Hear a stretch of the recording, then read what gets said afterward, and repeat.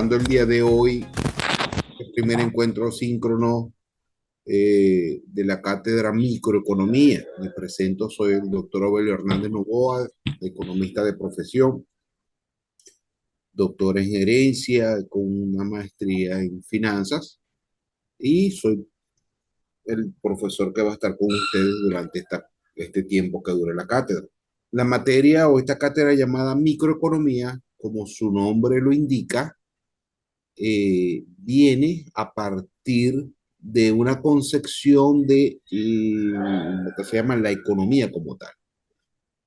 Y la economía como tal es una ciencia social, o es la ciencia social, a mi juicio, la más importante que hay entre las ramas sociales, donde todos nosotros estamos inmiscuidos de alguna u otra forma.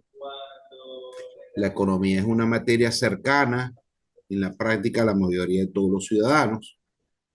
Todos realizamos continuas actividades económicas y posiblemente estamos de acuerdo con la afirmación que una adecuada situación económica es fundamental para la vida de las personas. Realmente todos quisiéramos estar eh, en una situación económica próspera, abundante.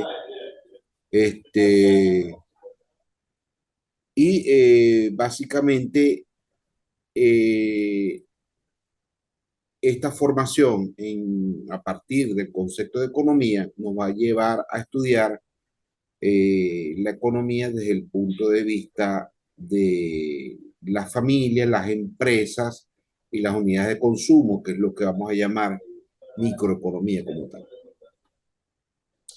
Ahora bien, la economía, para ir entrando de lo general a lo específico, la economía se va a dividir en dos grandes ramas, como lo vemos ahí en la lámina.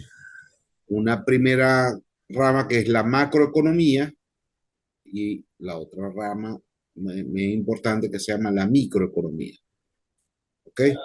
Ambas en conjunto conforman lo que se llama el sistema económico y ambas en conjunto dentro del sistema económico se da lo que se llama la producción de bienes y servicios, que es a partir de ese contexto de donde se deriva todos estos conceptos de una producción macroeconómica o una producción microeconómica, que ya vamos a estar dándole más forma a esos conceptos. Dentro de la microeconomía se estudian los mercados, ¿ok? Y los mercados básicamente están conformados con cuatro conceptos importantes y básicos, como es el de la oferta. ¿Quién es la oferta o qué es la oferta? Yéndonos a nuestro concepto más puntual, es la cantidad de bienes y servicios que los empresarios, fíjense que ahí está en la lámina abajito, la oferta la realizan los empresarios, que los empresarios están dispuestos a ofrecer los productos que los empresarios están dispuestos a vender, a ofrecer a un precio determinado en un momento dado. Si somos una empresa que producimos pan, pues nuestra oferta va a ser la cantidad de pan que vamos a ofrecer en un momento determinado, a un precio determinado, en un lugar específico. Eso es lo que es la oferta. Y por su lado, estamos desde el punto de vista de lo que es la demanda. La demanda somos todos nosotros los que nos llamamos consumidores, todos nosotros somos los que somos compradores, y vamos a poner el mismo ejemplo de la panadería. Todos nosotros comemos pan, todos nosotros demandamos pan, por lo tanto los consumidores ejercen la demanda, y entonces la demanda se va a entender como la cantidad de bienes o servicios que estamos dispuestos a consumir, a comprar, a demandar en un momento determinado a un precio determinado. El encuentro entre lo que es la oferta y lo que es la demanda es lo que se llama el mercado. Y este mercado, obviamente, en los últimos años ha evolucionado mucho el concepto, porque hablamos de un mercado tradicional y típico, como que es el mercado presencial, el mercado, el lugar físico, pero hoy día a través de la tecnología estamos precisamente en este momento en un mercado virtual. Ustedes están, yo les estoy de alguna u otra forma ofreciendo, estoy haciendo una oferta de conocimientos a través de un mercado virtual como es esta plataforma, y ustedes están demandando ese conocimiento a través de una plataforma, por lo tanto, el lugar de encuentro puede ser físico o puede ser digital o virtual como tal. ¿Okay? Dentro de los mercados hay distintos mercados y estos conceptos los vamos a ver mucho más al detalle en las próximas sesiones de trabajo. Entonces, cuando hablamos de mercados, estamos hablando hay mercados cuando hablamos de mercado, desde el punto de vista microeconómico, atendiendo a la oferta y a la demanda, nos conseguimos con este tipo de clasificación. En primera instancia, existen los mercados de competencia perfecta. En el material de estudio van a poder leer de forma más completa este concepto, pero para efectos de este video puntual que estamos haciendo, lo vamos a definir de una forma más sencilla, como, con un ejemplo. Y vamos a suponer que en el lugar donde ustedes viven, nos hacemos la pregunta de cuántas panaderías pueden existir, supongamos en San Cristóbal. Y ustedes probablemente me dirán muchas. Y en esa San Cristóbal, ¿cuántas personas comen pan? Probablemente me dirán muchos. Entonces, la competencia perfecta es aquel mercado donde existe muchos oferentes de un bien o un servicio para muchos demandantes de ese bien o ese servicio. Cuando estamos en esa situación, estamos hablando o estamos en presencia de un mercado de competencia perfecta, donde hay muchos oferentes para muchos demandantes.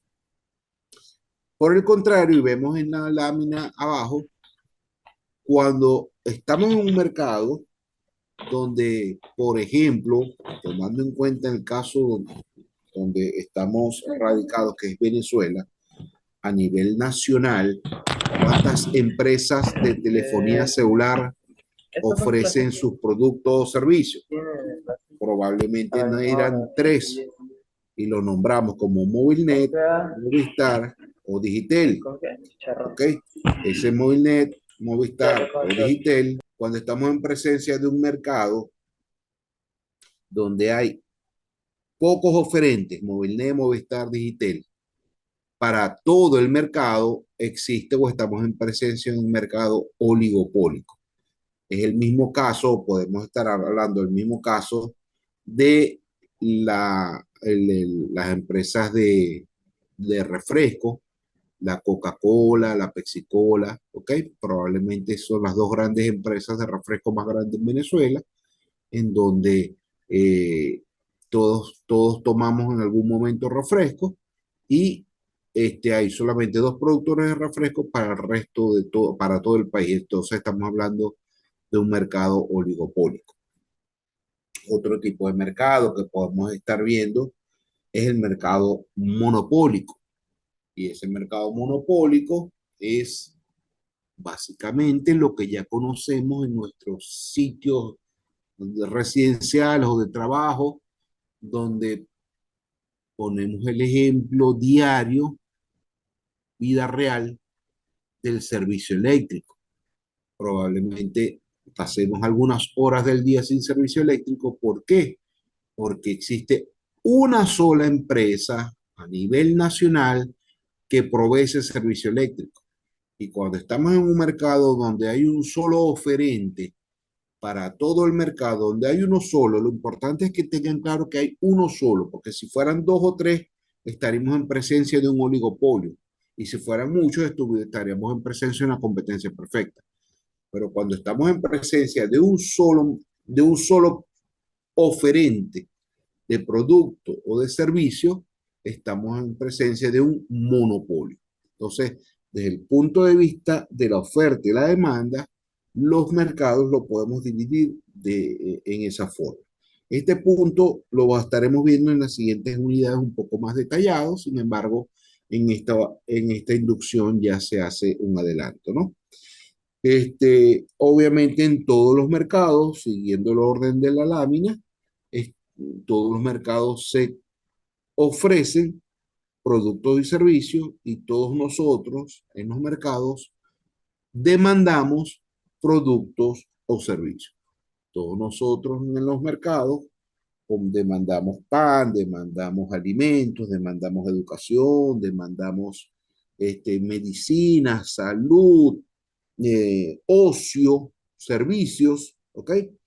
Entonces todos somos demandantes de algún producto o un servicio y obviamente si demandamos ese producto o servicio, hay empresas que ofertarán ese producto o servicio y en ese punto de encuentro donde convergen o se unen la oferta con la demanda, estamos presencia de un mercado. ¿Ok? En esencia, eso es lo que se le trata de decir en estas primeras acercamientos que estamos teniendo ciclo. Luego hablamos, donde estamos hablando de que los mercados, de acuerdo a los mercados, o de acuerdo al tipo de mercado, se pueden dividir o se pueden encontrar distintos bienes o productos o servicios, que es lo que vamos a llamar la clasificación de los bienes y servicios dentro de la economía o a nivel microeconómico. Entonces tenemos una primera clasificación que me dice según su naturaleza. Y me dice que esta clasificación, los que se consiguen en el mercado, me dicen que hay bienes de consumo y bienes de capital. Siguiendo el ejemplo, para que entendamos de forma un poco más sencilla, los bienes de consumo son todos aquellos que están eh, eh, ya producidos para su consumo final. Cuando ustedes van a una panadería y compran el pan, ya es un bien de consumo. O sea, ustedes compran el pan y de una vez lo pueden consumir, lo pueden comer, ¿no? En este caso, que sería la forma de consumir el pan. Ahora bien, hay el bien de capital. El bien de capital es aquel bien, aquel producto que compra el paradero para poder hacer ese bien de consumo. Por ejemplo, el pan no estaría listo para su consumo si no se hornea primero, por poner un ejemplo. Y ese horno que compra el panadero para poder hacer el pan es lo que vamos a llamar un bien de capital. ¿Ok? Esa computadora por la cual ustedes están viendo en este momento esta grabación viene siendo un bien de capital para ustedes, ¿ok? Porque pues, es el medio a través del cual ustedes pueden consumir la educación que estamos teniendo a través de esta vía. Luego vemos una segunda clasificación de los bienes que es según su función. Y vemos que existen dos bienes según su función, bienes intermedios y bienes finales. Bienes intermedios son aquellos bienes que se producen, pero cuando los consumimos o cuando los compramos realmente, cuando los compramos o cuando los adquirimos, todavía no están listos para su consumo final, a diferencia del pan, ¿ok? Sino que tenemos que someterlos a un proceso de transformación para poderlo consumir. Esos bienes son los llamados bienes intermedios. Y un ejemplo muy cotidiano pudiese ser la leche en polvo. Ustedes compran esa leche en polvo y esa leche en polvo ustedes para consumirla como debe ser o adecuadamente como lo indica el productor de esa leche en polvo, ustedes la mezclan con agua, la revuelven y finalmente se convierte en el líquido llamado leche. Eso es un bien intermedio. Ese saco de cemento que ustedes compran, el saco de cemento por sí solo no cumple ninguna necesidad. Cuando yo le echo ese polvo llamado cemento al agua y hago esa masa, puedo pegar, puedo hacer paredes, casas, pisos, lo que fuese. Eso es lo que es el ejemplo de un bien intermedio. Mientras que un bien final es parecido al bien de consumo. Un bien final es que ya está listo para su uso final. Cuando compramos un caucho para un carro, ya ese caucho se lo coloco al carro y está listo para el consumo. ¿Ok? Mientras que si yo compro una bujía, esa bujía tengo que meterla al motor del carro para que el carro finalmente pueda funcionar. Entonces, es un poco la diferencia, ¿no? El bien final es que ya está listo para su consumo. Quizás el ejemplo del carro me pudieran refutar algunas cosas, pero entonces vamos a cambiar el bien final. Una camisa, cuando ustedes van para una tienda y se compran una camisa, se la miden y queda bien, les gustó, ya es un bien final, ya usted, un bien que ya ustedes pueden utilizar para que precisamente un bien final de consumo, como vimos en el ejemplo anterior. Y luego hablamos de según su uso. Según su uso, estamos hablando que hay bienes y servicios que son necesarios y bienes y servicios que son de lujo. Un bien y servicio necesario, la alimentación, ¿ok? Cualquier alimento es necesario para vivir, tenemos que alimentarnos para poder vivir.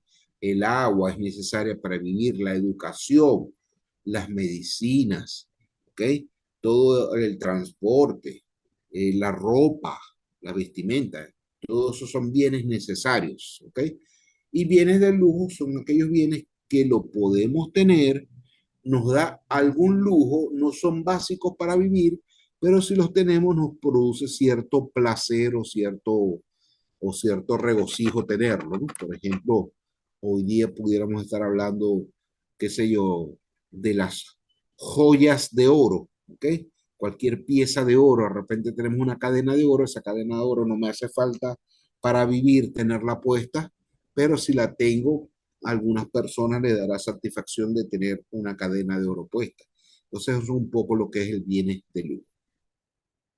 Seguimos con la idea o con lo que estamos conversando y de acuerdo, llegamos a la clasificación de acuerdo a su demanda. ¿Ok? De acuerdo a su demanda, existen los bienes sustitutivos y existen los bienes complementarios. ¿Cuáles son los bienes sustitutivos? Es aquel bien que podemos comprar en un mercado, ¿ok? Y que puede ser, en caso de que no se consiga, se puede ser sustituido fácilmente con otro. El ejemplo más típico en nuestras vidas cotidianas es, por ejemplo, valga la redundancia, la Coca-Cola. Dame una Coca-Cola. No, no hay Coca-Cola. Bueno, entonces dame una Pepsi. Ok, dame la Pepsi. Ok, entonces sustituimos la Pepsi-Cola por la Coca-Cola. O la margarina por la mantequilla. O el pan por la arepa. ¿Ok? Entonces esos son bienes sustitutivos que a falta de uno, bueno es el otro porque de alguna u otra forma satisface la misma necesidad. Serían bienes sustitutivos. Y el bien complementario es aquel bien que cuando lo adquirimos inmediatamente necesitamos comprar o adquirir otro porque se complementa en su uso. Por ejemplo, cuando yo compro una correa o cuando nosotros compramos una correa, inmediatamente compramos un pantalón, porque ¿para qué me voy a poner una correa si no tengo pantalones? O cuando compramos medias, inmediatamente compramos zapatos, porque normalmente usamos zapatos con medias. O cuando compramos, un ejemplo más típico y más fundamental para que me entiendan la idea. Cuando compramos un carro, una vez que ustedes compran un carro, inmediatamente tienen que comprar gasolina. Entonces, un bien complementario es el carro con la gasolina o la mantequilla con el pan o la mantequilla con la arepa o las medias con los zapatos o la correa con los pantalones, etcétera, etcétera. Son bienes que al adquirir uno inmediatamente complemento su uso con otro. El celular con el forro del celular, ¿ok? Básicamente es eso el ejemplo de un bien complementario. Seguimos con el ejemplo, con la misma idea, y vemos que existen los bienes según su consumo, ¿ok? Y vemos que según su consumo hay bienes cíclicos y bienes de demanda continua. Los bienes de demanda continua son aquellos bienes que donde siempre, todas las épocas del año, se está consumiendo ese producto o ese servicio. ¿Ok? Toda la época del año, todo el año, los 365 días del año, la gente consume pan.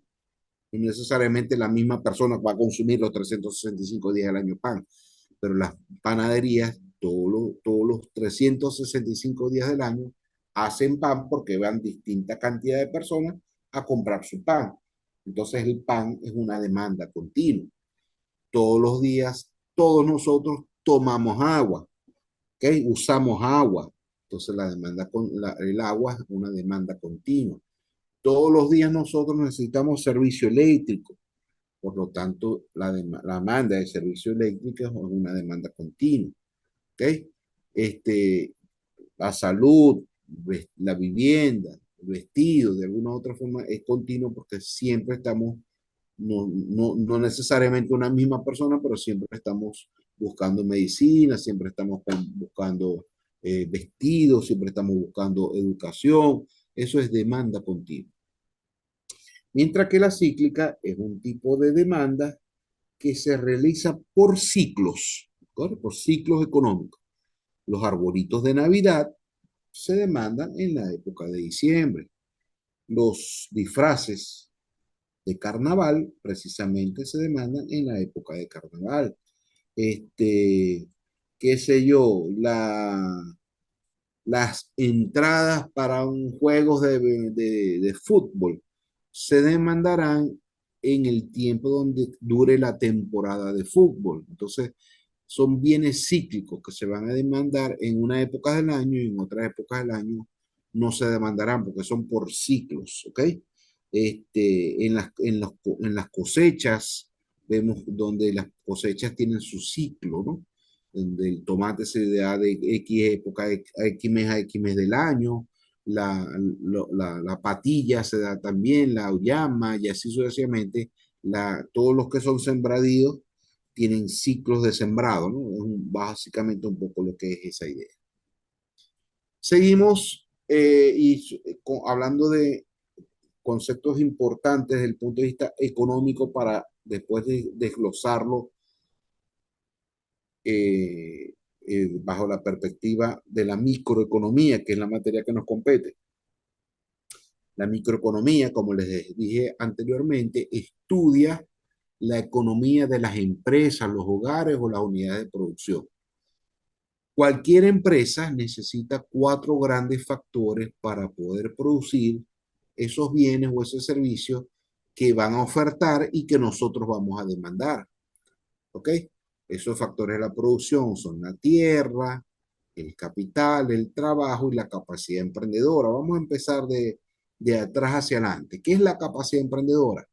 Es esa capacidad que tienen los empresarios para captar esas necesidades que pueden haber en un entorno específico, llámese mercado, que ellos pueden producir y que se las van a demandar, ¿ok?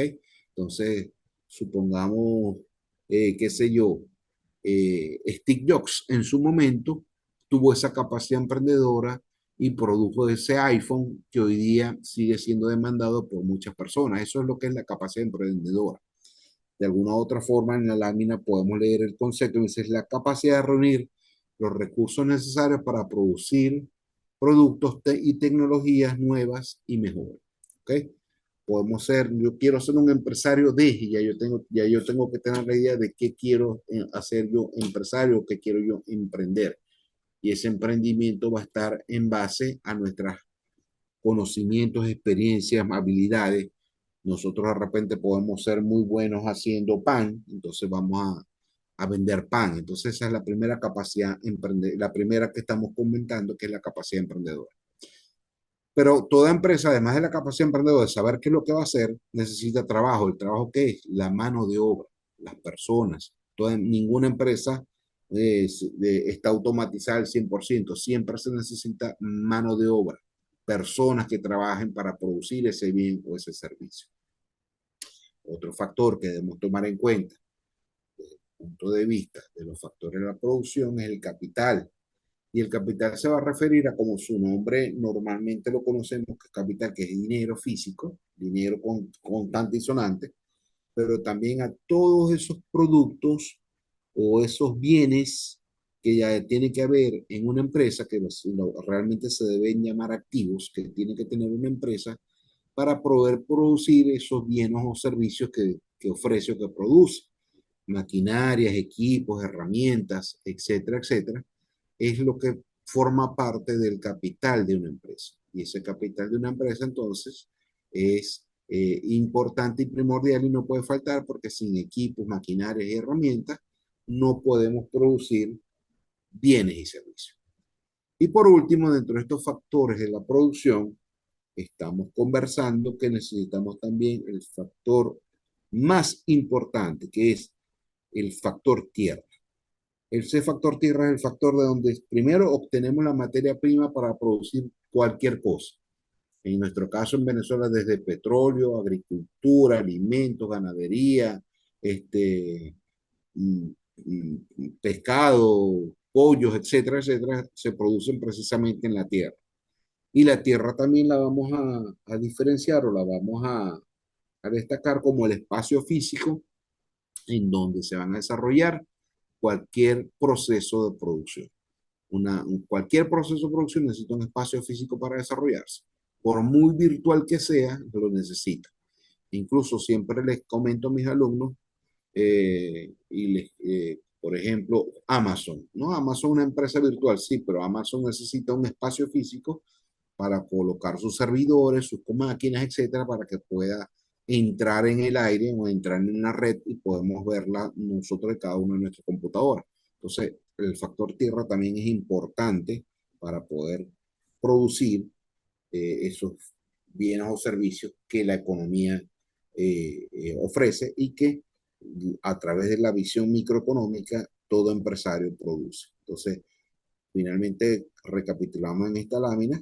Los factores de producción son la tierra, el trabajo, el capital y la capacidad emprendedora que deben estar presentes siempre los cuatro, no puede faltar ninguno para poder producir ese bien o ese servicio.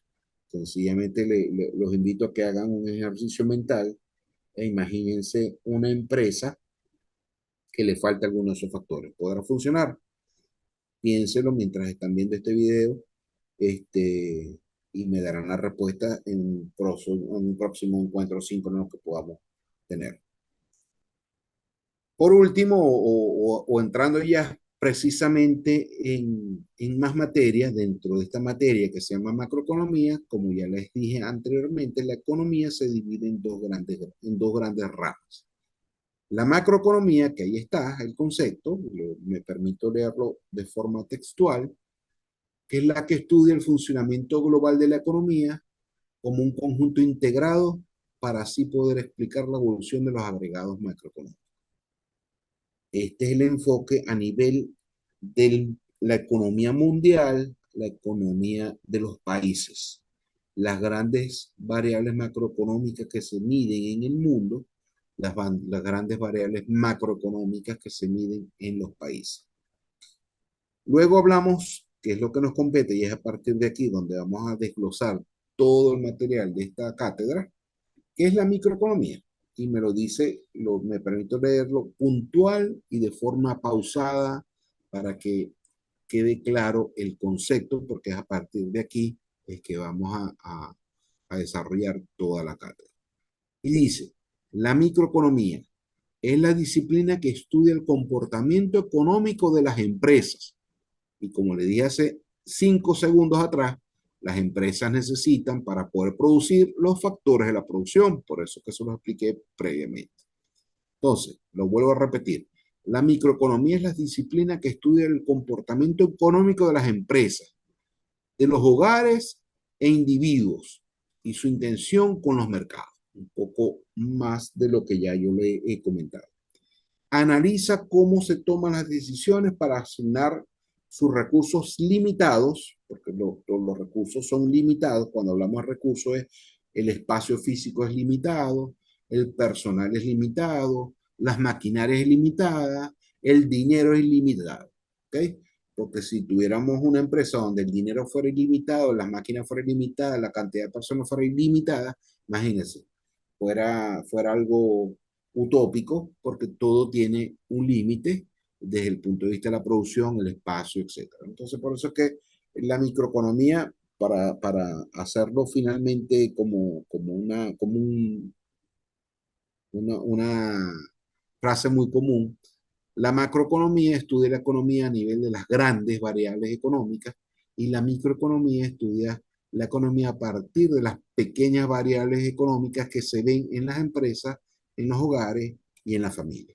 ¿Okay? ¿Cuáles son estas variables microeconómicas? Ya lo vamos a ver en la siguiente lámina.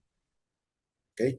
Entonces, fíjense que vamos a ver primero la macroeconomía que estudia el Producto Interno Bruto, que es lo que llamamos el PIB, la inflación, que lo debieron haber visto quizás en otra materia, el desempleo, también es una variable macroeconómica, la balanza de pagos, que es la relación entre las importaciones y exportaciones de un país, las deudas privadas a nivel nacional, la deuda pública que puede tener el país con el resto del mundo, el déficit público, la tasa de empleo, entre otras cosas, ¿no? Entonces, eso es lo que son las grandes variables macroeconómicas. Y desde el punto de vista de la microeconomía, que es lo que vamos a estar estudiando, estamos hablando de que la microeconomía estudia la producción de una empresa y todo lo que implica la producción, oferta, demanda, mercado, costos, tipos de producción, entre otras cosas. ¿Okay? La deuda de una empresa, tenemos que ver qué tan endeudada puede estar una empresa, qué tanto pasivo puede tener una empresa, información que la sabrán calcular cuando vean contabilidad y los que se estén formando como contadores. Los gastos de una empresa, el consumo de un hogar, a veces nos preguntamos, oye, ¿por qué no nos rinde el sueldo? Y resulta que no tenemos bien determinado en qué consumimos. O sea, haciendo una pequeña acotación y tomando en cuenta una premisa financiera, con el dinero lo que se hace son dos cosas. O se dirige al consumo o se dirige a la inversión. Y a veces cuando ganamos nuestro dinero lo dirigimos todo a consumir. Y es donde nos damos cuenta, no nos alcanza el dinero. Entonces, porque quizás tenga un exceso de consumo, ¿no? Es un poco eso. El salario de un trabajador, tomando en cuenta también lo que le acabo de decir, las preferencias de un consumidor es importante desde el punto de vista microeconómico esta premisa. A nosotros todo es relativo, pero el factor más importante que tomamos en cuenta para poder comprar cualquier bien o servicio es los gustos y las preferencias. Yo puedo comprar un pantalón azul porque me gusta el color azul, o yo puedo ir para una marca específica de ropa porque me gusta esa marca, yo puedo ir para un restaurante específico, para un refresco en específico. Gustos y preferencias es algo muy dentro de cada uno de nosotros que es intangible, pero que es importante, porque si no nos gusta, no lo compramos. Entonces es una premisa microeconómica bastante importante. El ahorro personal, la inversión, cuánto pudiéramos invertir y qué tan tolerante podemos ser al riesgo que presentan las inversiones desde el punto de vista microeconómico. En esencia, hasta aquí vamos a estar conversando el día de hoy. Las próximas clases probablemente sean un poquito más largas. Estamos hablando de que vamos a desglosar todos estos ejemplos de microeconómica, de variables microeconómicas en distintos subtemas, y en el aula virtual van a conseguir un material mucho más completo, van a tener que realizar algunas evaluaciones y asignaciones que se le van a asignar, valga la redundancia, que van a tener que investigar con respecto a todo lo que es la microeconomía. Sin más que decir, los dejo hasta aquí. Nos estaremos viendo en un próximo encuentro. Este, y estoy a la orden por los canales pertinentes. En el aula virtual hay un foro, van a tener acceso a mi correo y cualquier otra duda que puedan tener, solo deben escribir. Que estén muy bien, feliz tarde y estamos prestos a atenderlo y pendientes del próximo encuentro. Hasta luego.